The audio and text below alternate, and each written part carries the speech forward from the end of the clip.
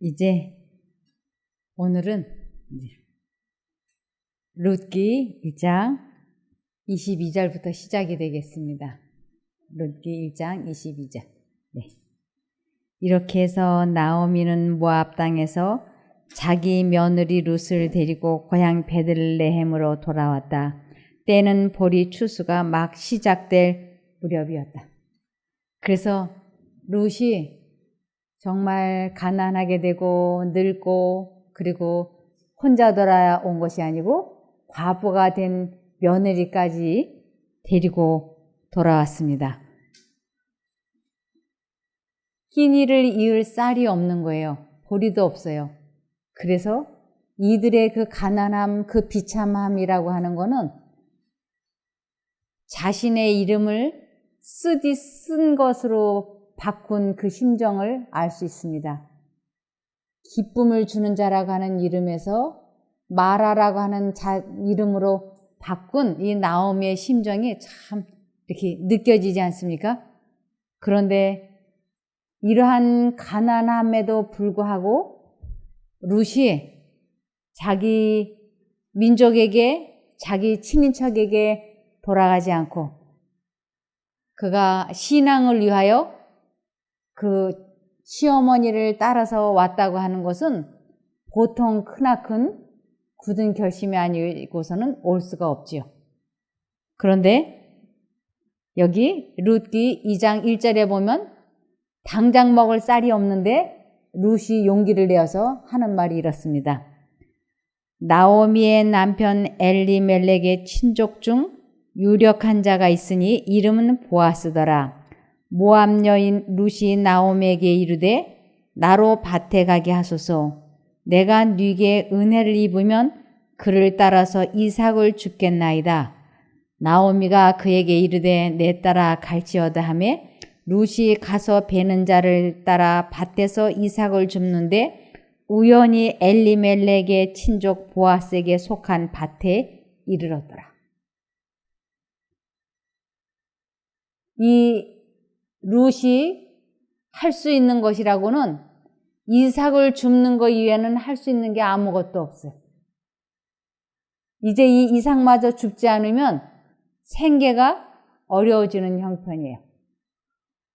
하루 벌어 하루 사는 사람이 된 건데 하루벌이 할 거라고는 이삭 줍는 일밖에는 없어요. 그런데 여기에 보시면 하나님의 율법은 가난한 자들에게 땅의 소산의 얼마의 부분을 먹을 수 있는 권리를 주었다. 사람들은 배고플 때에 저희 이웃의 밭이나 과수원이나 포도원에 나아가 배고픔을 만족시킬 만큼 곡식이나 과일을 먹을 자유가 있었다. 이 허락에 따라서 예수의 제자들은 안식일에 들로 지나갈 때에 서 있는 곡식 이삭을 잘라 먹었다. 들과 가수원과 포도원의 모든 이삭은 가난한 자들에게 속하였다. 모세는 말하기를 내가 밭에서 곡식을 벨 때에 그 한 뭇을 밭에 잊어버렸거든 다시 가서 취하지 말고 내가 내 감람나무를 떤 후에 그 가지를 다시 살피지 말고 내가 내 포도원에 포도를 딴 후에 그 남은 것을 다시 따지 말고 객과 고아와 과부를 위하여 버려두라. 너는 애굽 땅에서 종되었던 것을 기억하라. 우리 주님께서는 이 가난한 사람들을 돌보시는데 아주 참 세심하셨어요. 그러면서 아예 이것을 이렇게 법으로 정해 놓으셨어요. 그래서 길을 지나가다가 허기 지고 배고프면 이렇게 따서 요기를 할 수 있도록. 따가지고는 못 가요. 그러나 따서 먹는 것은 됐어요. 그것이 지금도 우리들이 이렇게 과수원 같은 데 가면 이게 먹으라고 내놓죠. 딸기라든지 저희 아이들이 딸기 농장에 가서 딸기를 먹는 거는 값을 전혀 계산하지 않는데 집으로 가지고 가는 것은 꼭 계산을 하라 그러더라고요. 그래서 딸기 농장에 가가지고 먹는 것은 다 먹지만 이렇게 가지고 가는 거는 값을 지불해야 되는 것처럼 이스라엘 민족들이 이렇게 허기 가지고 어려울 때 값을 지불하지 않고도 먹을 수 있도록 이런 법을 하나님께서 제정해 놓으셨습니다. 그래서 이 이삭은 값을 지불하지 않아도 되니까 이 룻이 그 남의 밭에 가서 이삭을 주워와서 그날부터 식사를 해결하고 싶어 했어요. 그런데 거기에 3절에 룻이 가서 베는 자를 따라 밭에서 이삭을 줍는데 우연히 엘리멜렉의 친족 보아스에게 속한 밭에 이르렀더라 그랬어요. 이 우연이라고 하는 것이 사람들이 생각할 때는 우연이지만 하나님께서는 이 세상을 포기하고 하나님 쪽을 선택한 룻에게 아주 귀한 복을 주시기 위해서 그의 발걸음을 이쪽으로 인도하셨던 것입니다. 그래서 이 엘리멜렉이라고 하는 것은 룻의 시아버지를 의미하는 것이에요. 그래서 룻의 시아버지에게 제일 가까운 사람, 그 보아스에게 속한 밭에 가게 된 것입니다. 그래서 하나님께서는 이 세상에 우연히 저절로 일어나는 일은 없다고 하는 것을 우리들에게 가르쳐 주시는 것이에요. 하나님의 인도와 섭리로 우리가 인생을 잘 살게 되든지 사단의 인도와 섭리로 우리가 망하든지 둘 중에 하나인 거예요. 그래서 잠언 3장 6절을 보시면 잠언 3장 6절 너는 범사의 그를 인정하라 그리하면 내 길을 지도하시리라. 언제나 하나님을 인정한다고 하는 것은 하나님을 잊어버리지 아니하고 지속적으로 하나님께 여쭤보면서 가는 것이에요. 주님이시라면 어떻게 하시겠습니까? 이 길이 주님께서 인도하시는 길입니까? 하고 지속적으로 하나님께 여쭤봐야지 되는 것이에요. 그래서 내 백성이 지식이 없으므로 망한다 그랬어요. 무슨 지식?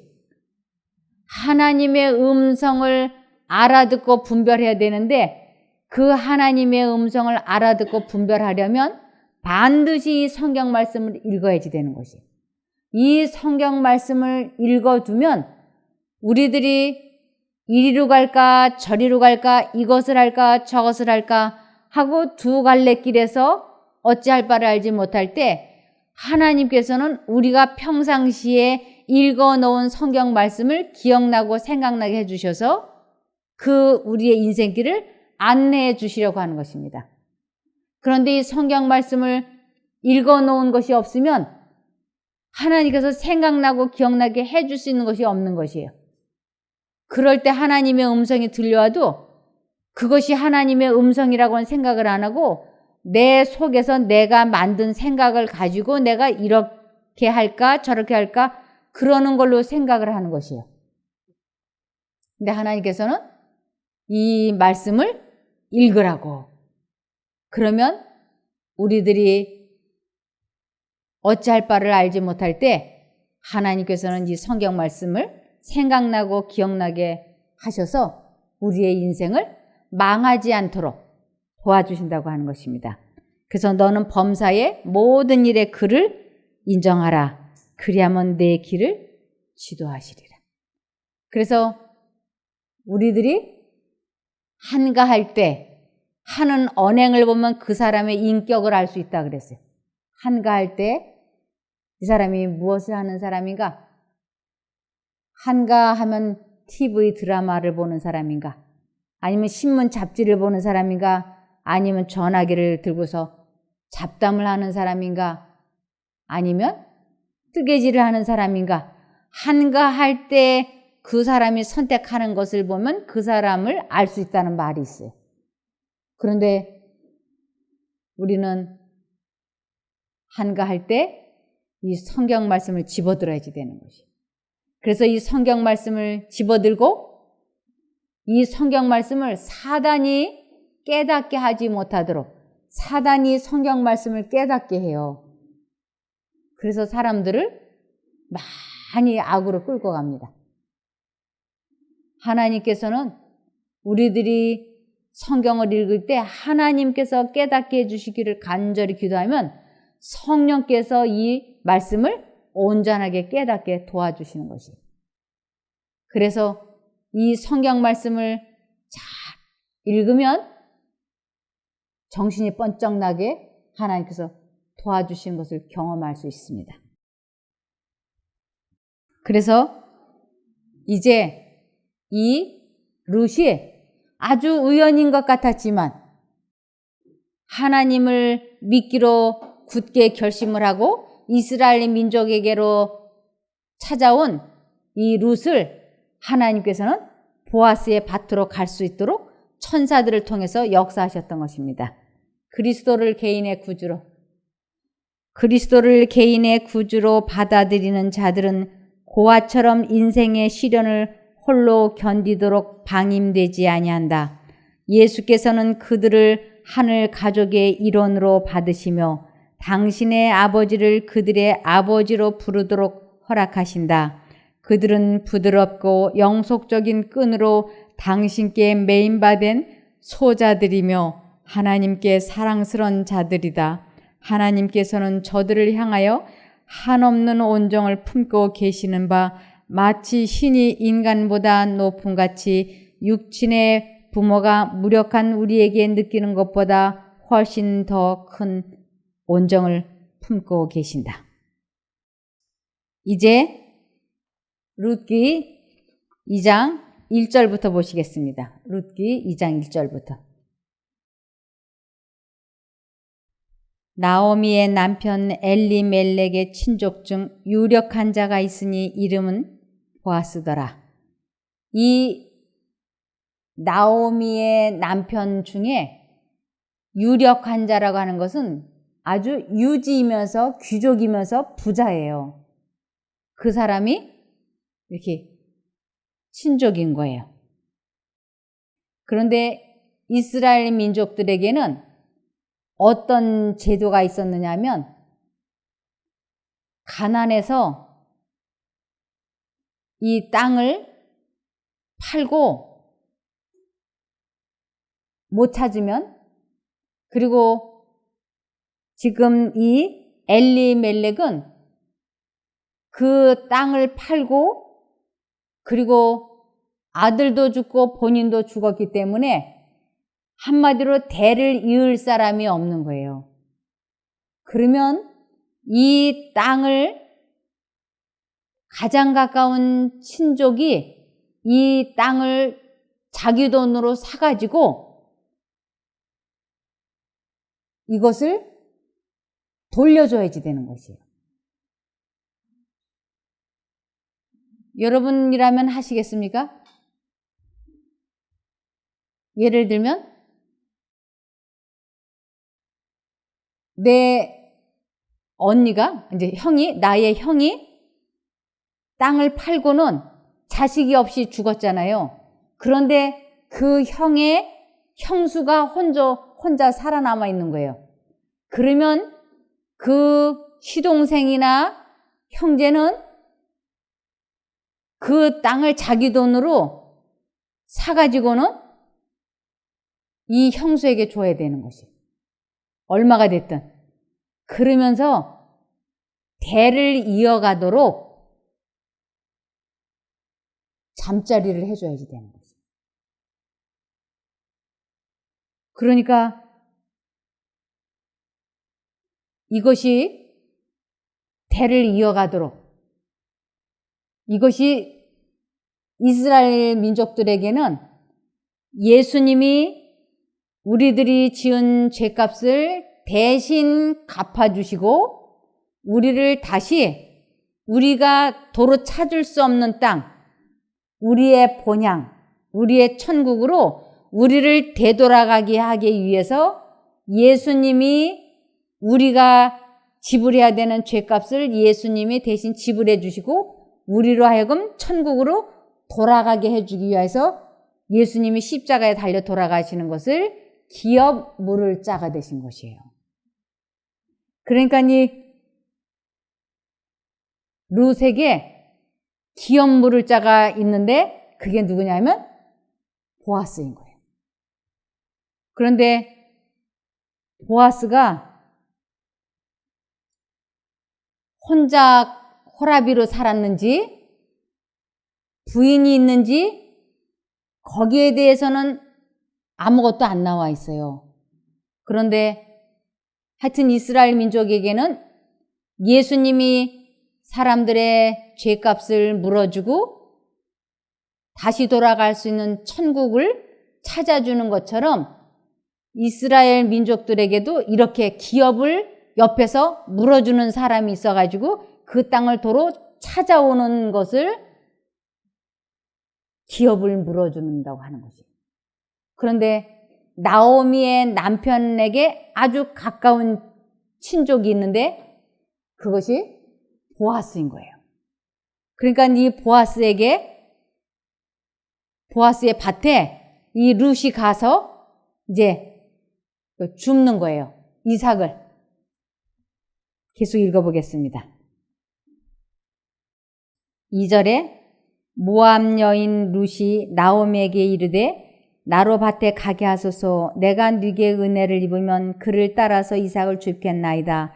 나오미가 그에게 이르되 내 따라 갈지어다 하매 룻이 가서 베는 자를 따라 밭에서 이삭을 줍는데 우연히 엘리멜렉의 친족 보아스에게 속한 밭에 이르렀더라. 마침 보아스가 베들레헴에서부터 와서 베는 자들에게 이르되 여호와께서 너희와 함께 하시기를 원하노라. 그들이 대답하되 여호와께서 당신에게 복 주시기를 원하나이다.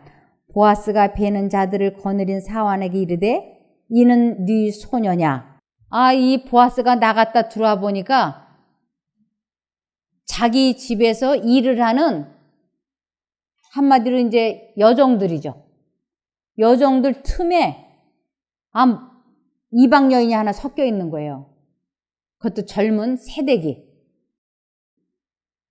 6절에 베는 자를 거느린 사환이 대답하여 가로되 이는 나오미와 함께 모압에서 돌아온 모압 소녀인데 즉 새댁인데 그의 말이 나로 베는 자를 따라 단 사이에서 이삭을 줍게 하소서 하였고 아침부터 와서는 잠시 집에서 쉰 외에 지금까지 계속하는 중이니이다. 보아스가 룻에게 이르되 내 따라 들으라. 이삭을 주러 다른 밭으로 가지 말며 여기서 떠나지 말고 나의 소녀들과 함께 있으라. 이 보아스가 보니까 아주 젊은 새댁이 지금 이삭을 줍고 있는 것이에요.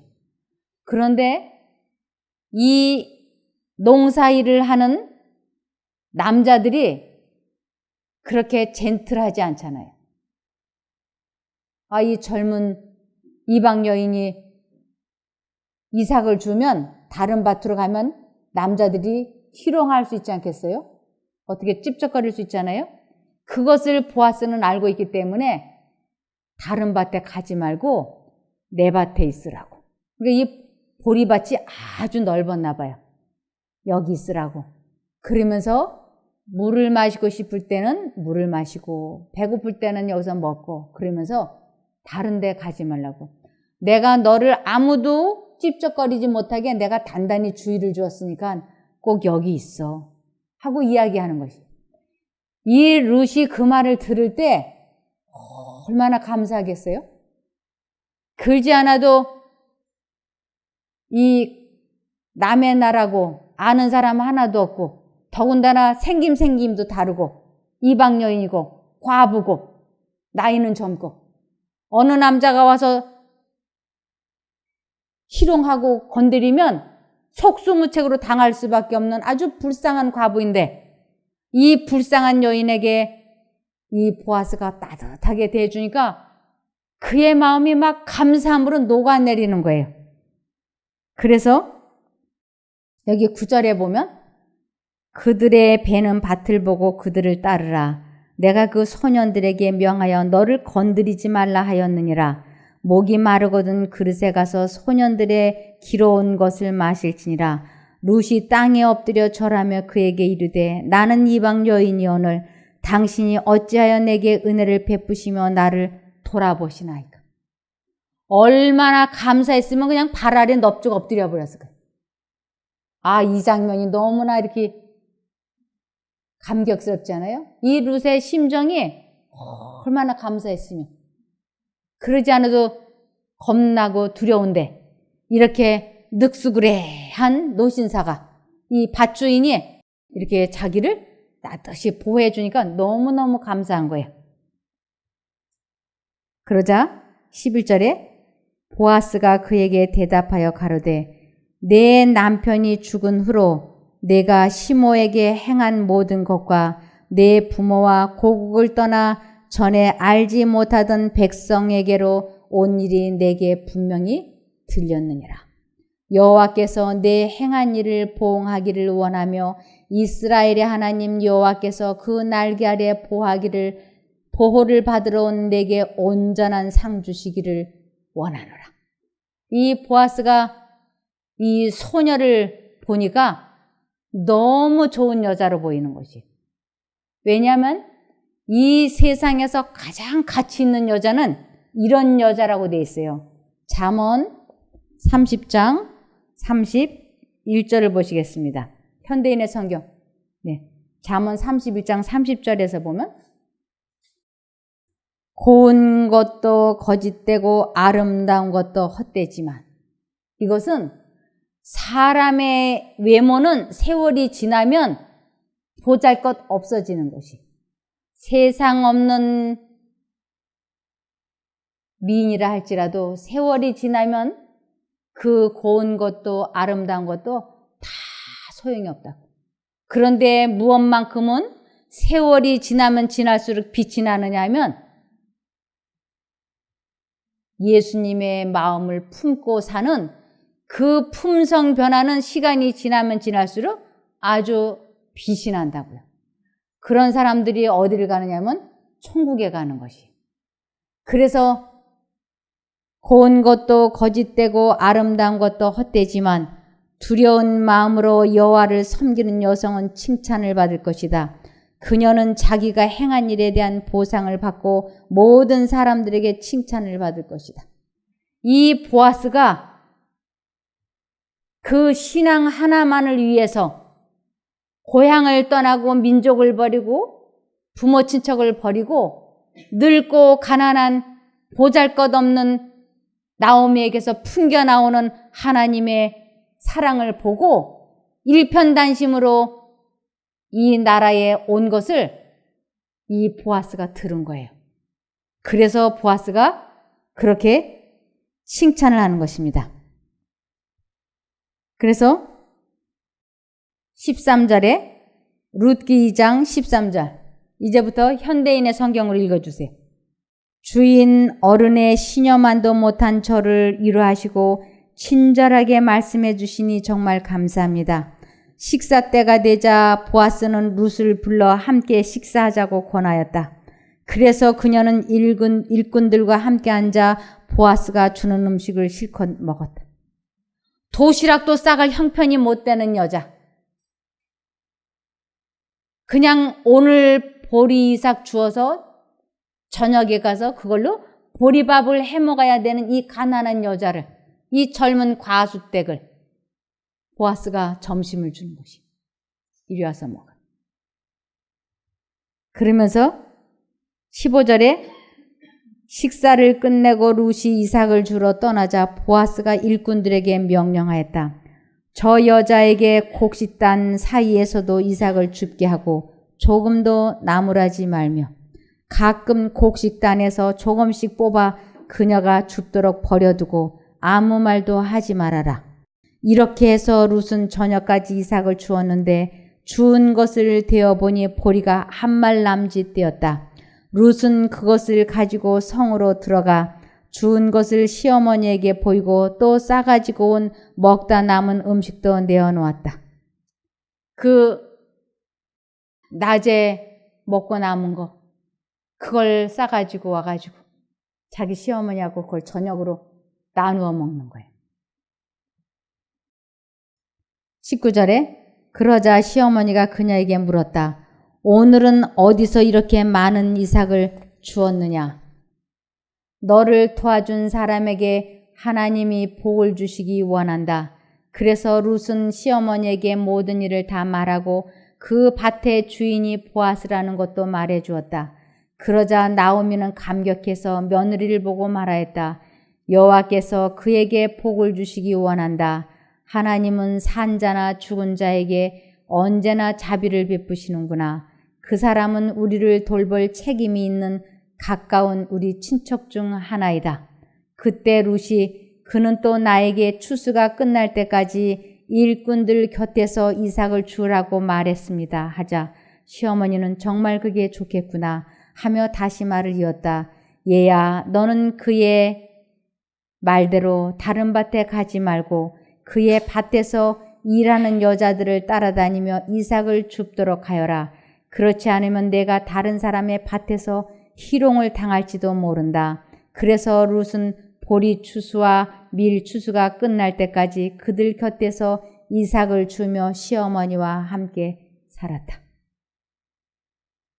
하나님께서는 이 가난한 두 가부를 먹여 살리시기 위하여 하나님께서는 아주 세심하게 이렇게 인도하시고 계셨습니다. 그러면서 이사야 43장 1절부터 3절까지 보시면 이스라엘아 너를 창조하신 여호와께서 말씀하신다. 너는 두려워하지 말아라. 내가 너를 구원하였고 내가 너를 지명하여 불렀으니 너는 내 것이다. 내가 깊은 물을 지나갈 때 내가 너와 함께 할 것이니 강을 건널 때에 물이 너를 침몰시키지 못할 것이다. 내가 불 가운데로 지날 때에도 타지 않을 것이며 불꽃이 너를 소멸하지 못할 것이다.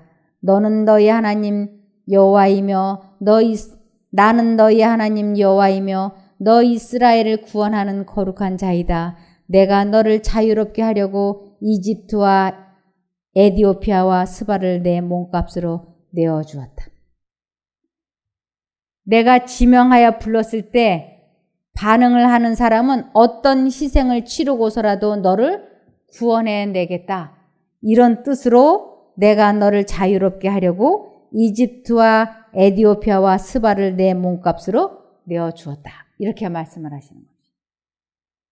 그래서 하나님께서는 특별히 우리들에게 무엇을 염려하지 말라고 말씀을 하셨느냐면 누가복음 21장 34절입니다.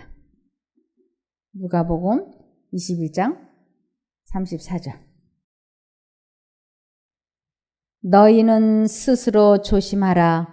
그렇지 않으면 방탕함과 술취함과 생활의 염려로 마음이 둔하여지고 뜻밖의 그날이 덕과 같이 너에게 임하리라.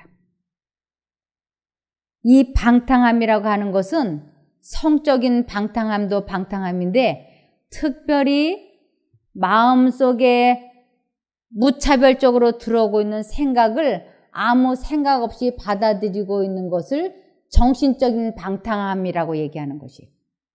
그래서 정신적으로 음란한 생각, 호색적인 생각을 상상을 하고 있는 것도 영적으로 방탕함이라 그래요.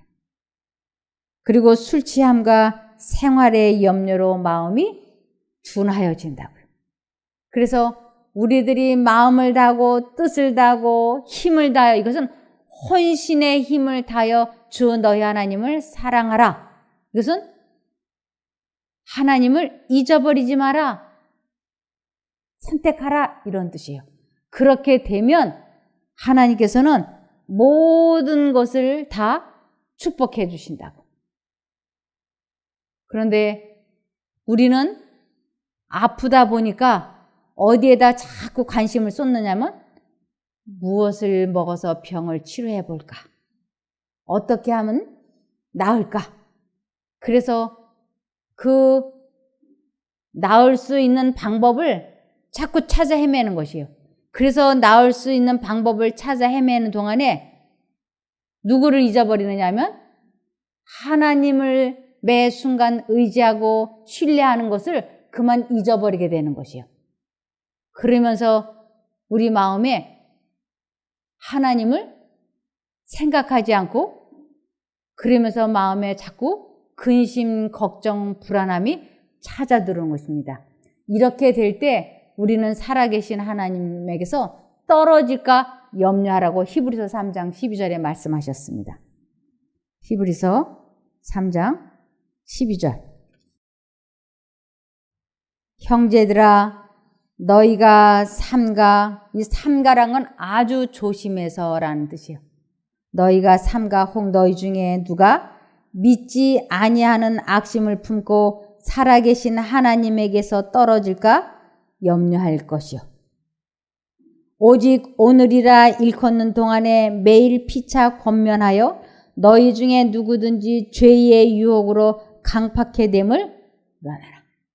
이 마음이 강팍하게 되는 이유는 하나님의 음성이 분명히 들려오는데 그 하나님의 음성을 무시하고 자신의 생각대로 살게 될 때 하나님에 대해서 마음이 닫히는 것을 마음이 강팍하게 되었다라고 하는 것입니다.